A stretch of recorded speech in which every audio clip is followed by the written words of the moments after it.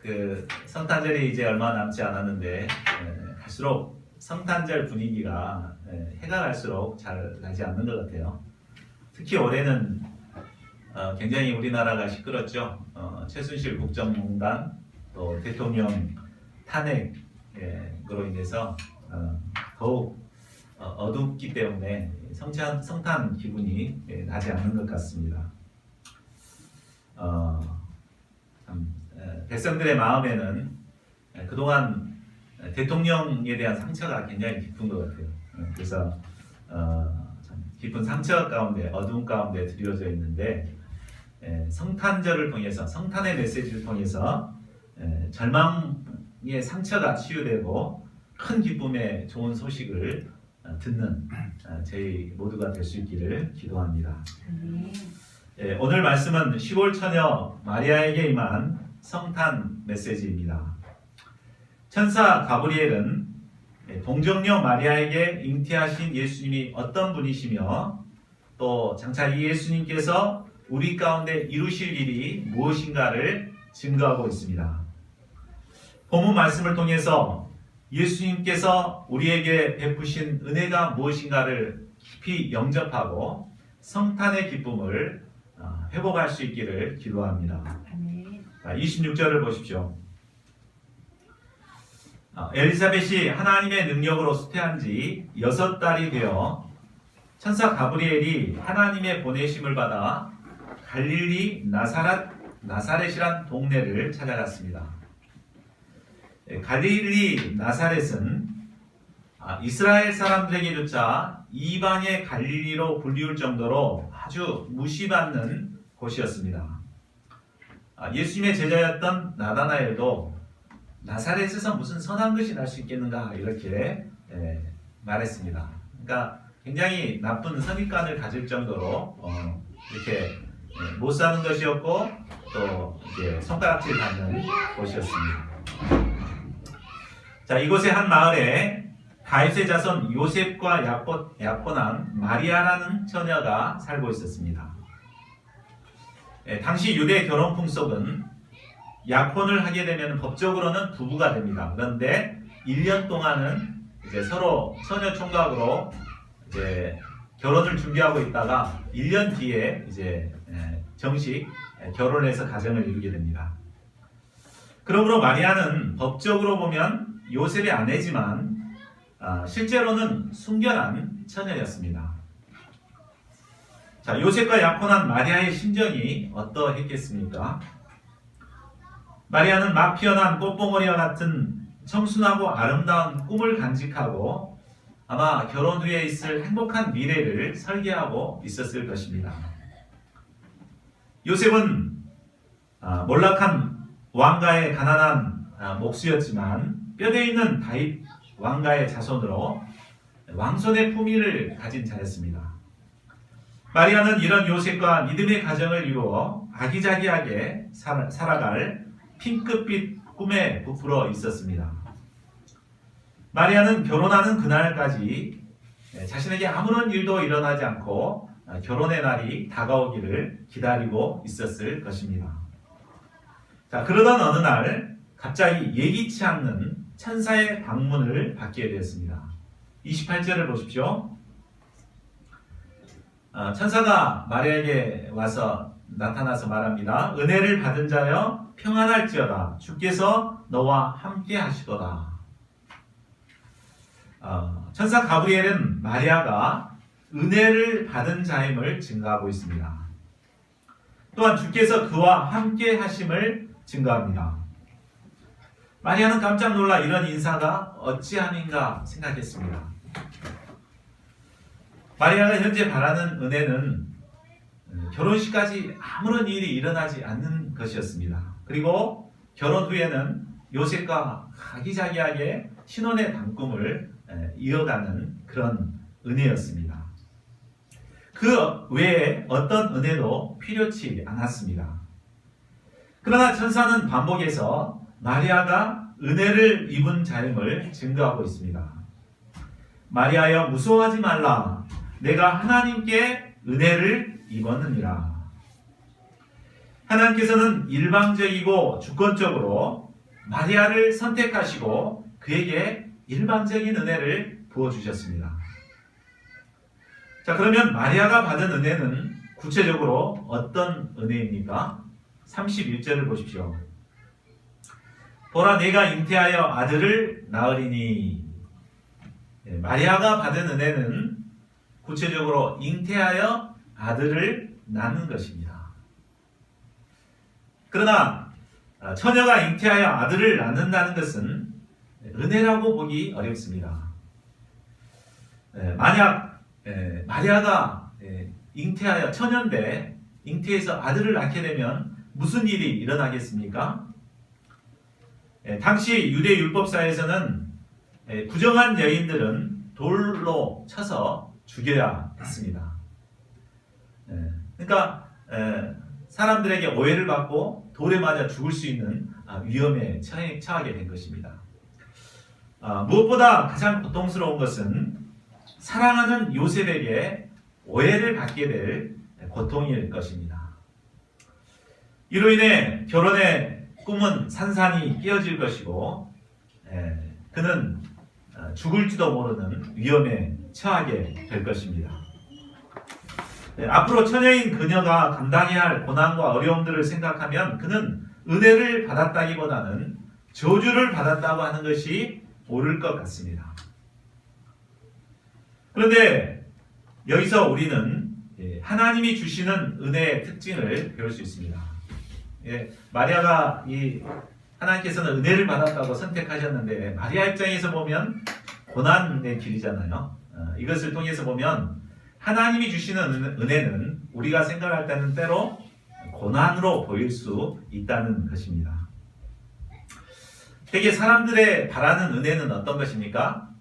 고난 없이 은혜만, 축복만을 바라는 것이 사람들의 바람입니다. 그것을 복이라고 생각하고 그것을 은혜라고 생각합니다.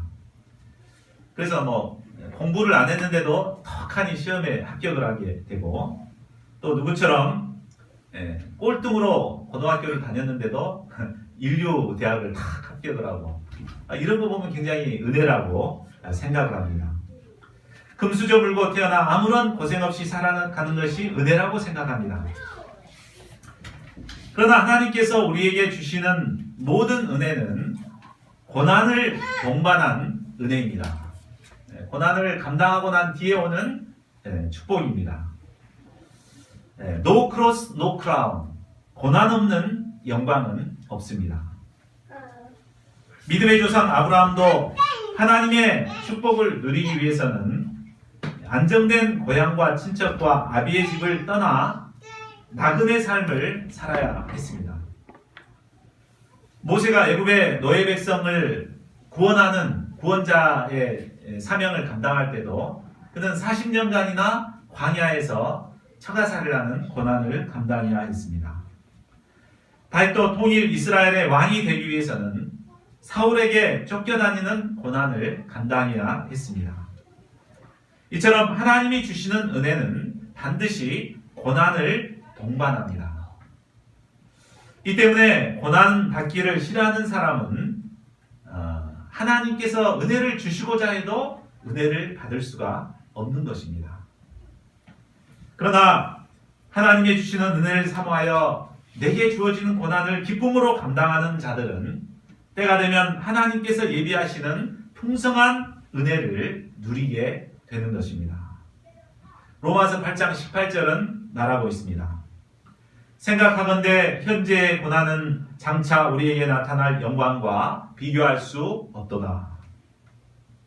우리가 하나님의 은혜를 사모하며 현재의 고난을 기쁨으로 감당할 때 우리는 하나님께서 주시고자 하시는 풍성한 은혜를 누릴 수 있습니다. 자, 그러면 처녀 마리아가 아이를 낳는 것이 어떤 점에서 은혜입니까? 31절을 다시 보십시오. 보라, 내가 잉태하여 아들을 낳으리니 그 이름을 예수라 하라. 천사는 장차 마리아가 낳을 아이의 이름을 예수라고 지어줍니다. 마태복음 1장 21절은 좀 더 자세하게 말하고 있죠. 예수라는 이름은 자기 백성을 그들의 죄에서 구원할 자라는 뜻이었습니다. 자, 이 말은 예수님께서 구약에 약속하신 메시아요, 온 인류를 구원하실 구원자라는 말입니다. 특별히 온 인류 중에서 예수님을 메시아로 영접한 자기 백성들을 하나도 빼놓지 않고 구원하실 구원자가 되십니다. 예수님은 올 인류를 죄에서 구원하시기 위해 처녀 마리아의 몸을 통해 이 땅에 오신 것입니다. 사람들에게 가장 시급한 문제가 무엇입니까? 사람들은 이 경제 문제를 가장 시급한 문제라고 생각합니다. 경제가 좋아져서 청년 실업 문제가 해결되고 부채가 없어지면 행복이 주어질 것이라고 생각합니다. 그러나 우리나라는 눈부신 경제 성장으로 인해 과거에 비해 너무나 잘 살게 되었지만, 그러나 행복 지수는 갈수록 떨어졌습니다. 그래서 온갖 정신질환자들이 많이 생기고 자살률, 낙태율, 이혼율이 급속히 증가하고 있습니다. 묻지마 폭력, 납치와 성폭행 등 온갖 죄악이 만연하게 되었습니다. 이를 통해서 볼 때 결국 인간을 불행하게 하는 것은 경제가 아니라 바로 죄 문제인 것을 알 수 있습니다. 인간을 불행하게 하는 것은 바로 죄 문제입니다. 인간은 죄로 인해 고통 속에 살다가 결국 죄로 인해 죽어 심판받을 수밖에 없는 운명에 처해 있습니다.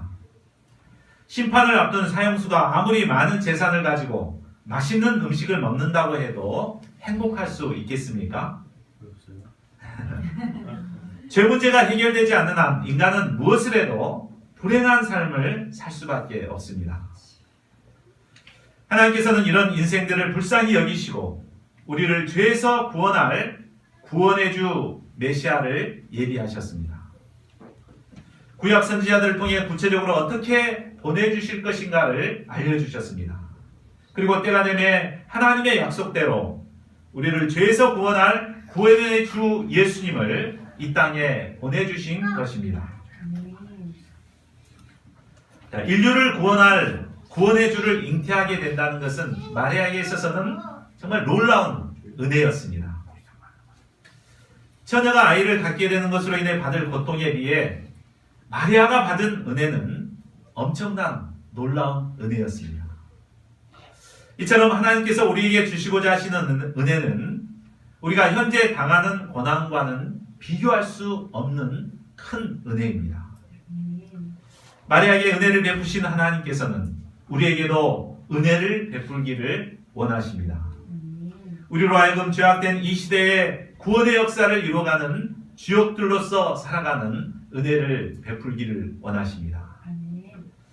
그런데 이 시대는 갈수록 복음 역사를 섬기기 어려운 시대가 되었습니다. 우리가 캠퍼스 목자라고 하고 양들에게 복음을 전하고자 캠퍼스에 나가면 누가 알아준 사람이 없습니다.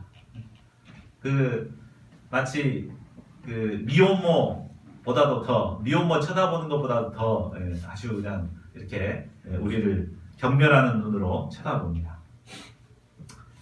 그러나 사람들의 이런 따가운 시선이 힘들다고 고난을 회피하게 된다면 우리는 결코 하나님이 주시는 은혜를 받을 수 없을 것입니다. 저희 모두가 사람의 비난과 고난을 이겨내고 하나님께서 우리에게 주시고자 하시는 은혜를 충만하게 누릴 수 있기를 기도합니다. 자, 그러면 우리를 죄에서 구원하실 예수님은 구체적으로 어떤 분이 되십니까? 자, 첫째로 예수님은 큰 자가 되십니다. 32절 상반절을 보십시오. 그가 큰 자가 되고 지극히 높으신 이의 아들이라 일컬어질 것이요.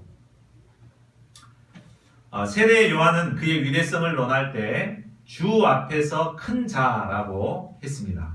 그런데 예수님은 그 본질 자체가 위대한 분이라는 것입니다. 예수님은 죄인들의 완악한 마음을 감동 감화시키는 위대한 말씀의 종이십니다. 또한 귀신의 세력도 물리치시는 영계의 지배자가 되십니다. 광풍도 잠잠하게 하시는 자연계의 지배자가 되시고 또 죽은 아이도 살리시는 생명의 주관자가 되십니다. 예수님은 어느 누구도 해결할 수 없었던 인간의 근본 문제인 죄와 죽음의 문제를 해결하신 분이십니다. 이 예수님은 본체가 하나님으로서 바로 하나님의 아들이십니다. 그러나 예수님의 진정한 위대성은 엄청난 창조의 권세를 가지신 분임에도 죄인들을 구원하시기 위해 하늘 보좌를 버리시고 종의 형체로 사람의 몸을 입고 이 땅에 오셨다는 것입니다. 예수님은 태어나실 때부터 가장 낮은 말구 위에 태어나심으로 인간의 모든 슬픈 운명을 담당하셨습니다. 또한 공생애 동안 선한 목자로서 냄새나는 각종 죄인들을 품고 섬기셨습니다. 마침내는 십자가에서 고귀한 몸을 희생하심으로 우리의 모든 죄와 허물을 담당해 주셨습니다. 이 예수님이야말로 가장 위대하신 분이십니다. 둘째로 예수님은 우리를 다스리시는 왕이 되십니다. 만일 예수님께서 우리를 죄 가운데서 구원해 놓기만 하고 다스려 주지 않는다면 우리는 연약하기 때문에 은혜를 감당하지 못하고 또다시 죄 가운데 빠질 수밖에 없을 것입니다. 구주로서의 예수님과 왕으로서의 예수님은 우리 인생들에게 반드시 필요한 분이십니다. 32절 하반절을 보십시오. 주 하나님께서 그 조상 다윗의 왕위를 그에게 주시리니. 이 말씀은 예수님이 다윗의 뿌리에서 나신 왕이심을 말해줍니다. 다윗은 어떤 자였습니까?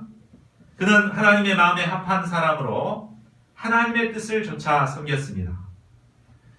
다윗은 공평과 정의로 나라를 다스렸습니다. 또 그는 백성을 짓누르지 않고 사랑과 평화로 다스리는 선한 목자였습니다. 하나님께서는 이런 그를 심히 기뻐하시고 그의 씨에서 메시아가 나게 하실 것이라는 약속을 주셨습니다. 하나님은 이 약속대로 예수님을 다윗의 왕위를 물려받은 왕이 되게 하신 것입니다. 나라의 행과 불행은 누가 다스리는가에 달려 있습니다. 우리 요즘 잘 느끼고 있잖아요. 가정의 행 불행도 마찬가지입니다. 술 취해서 처자식을 때리는 가장이 집을 다스리게 되면 그 집안은 지옥이 되어버립니다. 그러나 부모가 자녀를 온유와 사랑으로 그리고 진리로 다스릴 때 자녀들은 행복을 누리며 자라게 됩니다. 이와 같이 우리의 마음도 사탄이 다스리는가 예수님이 다스리는가에 따라 행 불행이 갈라지게 됩니다. 사탄의 다스림을 받게 되면 우리의 마음은 지옥이 됩니다. 그러나 예수 그리스도가 내 마음과 생각을 다스리게 되면 우리의 내면은 참 기쁨과 자유와 놀라운 은혜가 임하게 됩니다. 저희 모두가 왕 되신 예수님의 다스림을 받음으로 참 평강과 기쁨을 누리게 되기를 기도합니다. 셋째로 그 나라는 무궁합니다. 33절을 보십시오. 영원히 야곱의 집을 왕으로 다스리실 것이며 그 나라가 무궁하리라. 메시아 왕국의 특징은 영원하다는 것입니다. 세상 나라는 일시적입니다. 그러나 예수님의 나라는 영원합니다. 우리가 왕 대신 예수님의 다스림을 받는 백성이 되었다는 것은 영원한 하나님 나라의 백성이 되었다는 말입니다. 다시 말해 영원토록 예수님의 다스림을 받는 축복을 누리게 된 것입니다. 내가 은혜가 있고 열심히 하나님의 역사를 섬길 때뿐만 아니라 힘들고 지쳐 쓰러져 있을 때도 여전히 예수님은 우리를 다스려 주십니다. 예수님께서는 이 땅에서의 생을 마감하는 순간까지 끝까지 우리를 다스려 주십니다. 뿐만 아니라 죽고 난 이후에도 우리의 영혼은 영원한 하나님 나라에 들어가 예수님의 다스림을 받게 됩니다. 우리는 예수님과 함께 영원한 하나님 나라에서 영원토록 왕노릇 할 것입니다. 요즘 우리는 탄핵 정국을 통해 세상 왕이 얼마나 무능하고 보잘것없는가를 적나라하게 보고 있습니다. 결국 자기 자신 하나도 감당하지 못하는 연약한 세상 왕들은 우리를 다스릴 진정한 왕이 될 수 없습니다. 세상 왕을 의지하다간 결국 우리는 또다시 절망의 나락에 빠져들 수밖에 없을 것입니다. 그러므로 우리는 우리를 죄에서 구원하시고 영원토록 다스려 주시는 예수님의 다스림을 받는 자들이 되어야겠습니다. 예수님은 우리를 영원토록 공평과 정의로 다스려 주십니다. 예수님의 다스림을 받게 될 때 영원한 하나님 나라의 행복을 누리며 영원토록 살게 됩니다. 영원한 왕 되신 예수님의 다스림을 받는 하나님의 백성들이 되시기를 간절히 기도합니다. 자, 그러면 천사로부터 성탄 메시지를 들은 마리아의 반응은 어떠합니까? 34절을 보십시오. 나는 남자를 알지 못하니 어찌 이 일이 있으리까? 남자 손도 안 잡아본 그가 아이를 낳는다는 것을 도저히 이해할 수 없었습니다. 천사는 이런 마리아에게 어떻게 그런 일이 가능한가를 설명합니다. 35절을 보십시오.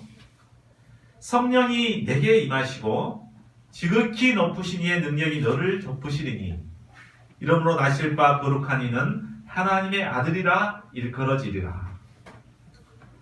이 말씀은 예수님의 동정녀 탄생은 바로 성령의 역사요 하나님의 능력의 역사임을 말해주고 있습니다.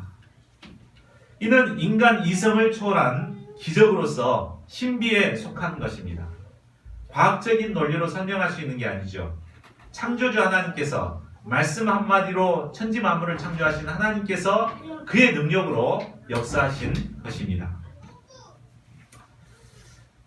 예수님은 성령으로 잉태되었기 때문에 그 본체가 하나님이십니다. 또한 마리아의 몸을 통해 육신의 몸을 입고 오셨기 때문에 또한 완전한 인간이 되십니다. 예수님은 하나님과 인간 사이에 유일한 중보자가 되십니다. 36, 37절을 보십시오. 천사는 계속해서 본래 수태치 못하다 하던 엘리사벳도 하나님의 능력으로 늙어서 아이를 배었음을 증거하고 있습니다. 그리고 결론적으로 말합니다. 대저 하나님의 모든 말씀은 능하지 못하심이 없느니라. 하나님께는 능치 못할 일이 없으십니다. 믿음이란 불가능을 가능케 하시는 전능하신 하나님의 능력을 믿는 것입니다. 이때 마리아는 어떻게 했습니까? 요셉과 상의한 후에 결정하겠으니 잠시 시간을 달라고 그랬습니까?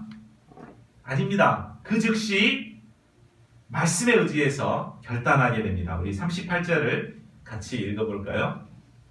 시작. 마리아가 이르되 주의 여종이오니 말씀대로 내게 이루어지이다 하매 천사가 떠나가니라. 마리아는 감정적으로 결단하거나 어쩔 수 없이 운명적으로 결단하지 않았습니다. 그는 하나님의 말씀에 기초해서 결단했습니다. 마리아는 하나님께 자신의 전 인생을 맡겼습니다. 그에게는 개인 신앙이 있었습니다. 그가 이렇게 순종하는 데에는 자신의 꿈이 깨지는 아픔이 있었습니다. 마리아의 꿈은 왕비가 된다거나 이런 큰 꿈이 아니었습니다. 요셉의 아내가 되어 아들, 딸 낳고 아기자기하게 사는 꿈이었습니다. 사실 큰 꿈보다도 이런 소박한 꿈을 깨기가 훨씬 더 어렵습니다.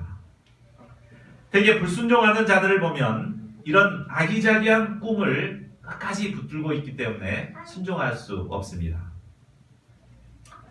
마리아는 하나님의 비전과 소망을 영접하고 이런 소박한 자기 꿈을 깨뜨려 믿음으로 결단했습니다. 이때 그는 인류 역사에 길이 빛나는 성모 마리아로 귀하게 쓰임받을 수 있었습니다. 그러면 마리아가 이렇게 순종할 수 있었던 비결은 무엇입니까? 주의 여종이오니. 마리아는 요셉의 아내요 부모의 딸이기 이전에 주의 여종이라는 분명한 자세가 있었습니다. 그는 주님의 여종으로서 주님께서 원하시면 언제든지 기꺼이 자신을 드릴 수 있는 그릇이 준비되어 있었습니다. 하나님은 이렇게 준비된 자를 귀하게 사용하십니다.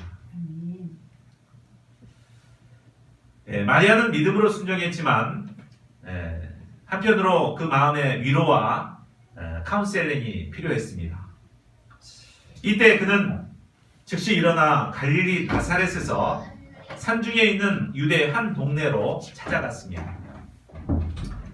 그 거리는 약 100km에서 150km나 되는 먼 거리였습니다. 당시는 길이 험하고 위험했습니다. 그러나 마리아는 이런 위험에도 불구하고 믿음의 확신을 얻기 위해 신앙 선배인 엘리사벳을 찾아간 것입니다. 천사가 일러준 대로 하나님의 역사를 확인하고자 하는 마음도 있었을 것입니다. 우리가 도움이 필요할 때 누구를 찾아가는가는 매우 중요합니다. 인간적인 사람은 자기에게 인간적인 위로나 동정을 줄 그런 사람들을 찾아갑니다. 그리고 인간적인 소리를 듣고 회의와 불신에 사로잡히게 됩니다. 그러나 신앙적인 사람은 힘들 때 신앙의 선배를 찾아가 겸손하게 도움을 요청합니다. 이때 영적인 힘을 얻고 마음의 의심과 불신을 극복하고 믿음의 사람으로 성장할 수 있게 됩니다. 41절에서 45절까지는 엘리사벳의 카운셀링입니다. 마리아가 엘리사벳을 문안하자 아이가 복중에서 뛰놀았습니다. 이때 엘리사벳은 성령이 충만하여 큰 소리로 외쳤습니다. 여자 중에 내가 복이 있으며 내 태중의 아이도 복이 있도다. 내 주의 어머니가 내게 나오니 이 어찌된 일인가. 엘리사벳은 늙은 할머니입니다. 그리고 마리아는 아주 젊은 처녀였습니다. 그런데 엘리사벳은 딸 같은 마리아에게 내 주의 어머니라고 하였습니다. 엘리사벳은 자신은 메시아의 선구자인 요한을 잉태하고 저 어린 것은 메시아를 잉태한 어떻게 저럴 수 있는가 하며 시기를 할 수도 있었습니다. 그러나 그렇지 않고 그는 영적인 눈으로 보고 마리아를 주의 어머니라고 불렀습니다. 뿐만 아니라 마리아의 믿음의 결단을 축복해주고 믿음의 확신을 심어주었습니다. 45절을 보십시오. 주께서 하신 말씀이 반드시 이루어지리라고 믿는 그 여자에게 복이 있도다. 엘리사벳처럼 우리가 양들을 도울 때 믿음의 눈으로 바라보고 확신을 심어주는 것이 중요합니다. 그럴 때 믿음의 확신을 듣고 어두웠던 얼굴이 밝아져서 돌아가게 되겠죠. 자, 엘리사벳의 신앙적인 카운셀링을 들은 마리아의 심정에서 이제 찬송이 흘러나오게 되었습니다. 46절에서 48절을 보십시오. 내 영혼이 주를 찬양하며 내 마음이 하나님 내 구주를 기뻐하였음은 그의 여종의 비천함을 돌보셨습니다. 보라 이제 후로는 만세에 나를 복이 있다 일컬으리로다. 엘리사벳의 확신에 찬 카운셀링을 통하여 마리아의 심령에 드리워졌던 의심과 근심의 구름이 순식간에 사라졌습니다. 그리고 밝은 태양빛이 심령에 환하게 비추었습니다. 그러자 그 내면 깊은 곳에서 기쁨과 감사와 찬양의 샘물이 터져 나왔습니다. 마리아는 자신에게 임한 은혜를 찬양했습니다. 그리고 그 은혜가 일반 백성에게 임하게 될 비전을 바라보고 노래했습니다. 하나님은 마음의 생각이 교만한 자를 흩으시고 비천한 자는 높이십니다. 권세인 자는 내리치시고 줄인 자는 배불리시지만 부자는 공수로 보내시고 공수로 보내시는 공의로운 분이심을 발견하고 이 하나님을 찬양했습니다. 더 나아가 하나님은 약속을 지키시는 신실한 분이심을 깨닫고 찬양합니다. 자, 결론을 맺겠습니다. 오늘날 우리나라는 최순실 국정농단 사건으로 또 탄핵으로 온 나라가 어둡습니다. 그러나 우리는 우리를 영원토록 다스리시는 만왕의 왕 예수님이 계십니다. 성탄절을 맞이하여서 우리를 죄에서 구원하시고 영원토록 다스리시는 이 예수님을 새롭게 영접할 수 있기를 기도합니다. 그리하여 우리의 내면에 드리워졌던 모든 어둠을 몰아내고 심령으로부터 하나님을 찬양하는 기쁜 성탄절을 맞이하는 저희 모두가 될 수 있기를 간절히 기도합니다. 요절 말씀으로 누가복음 1장 33절을 같이 읽고 기도하는 시간 갖겠습니다. 시작. 영원히 야곱의 집을 왕으로 다스리실 것이며 그 나라가 무궁하리라.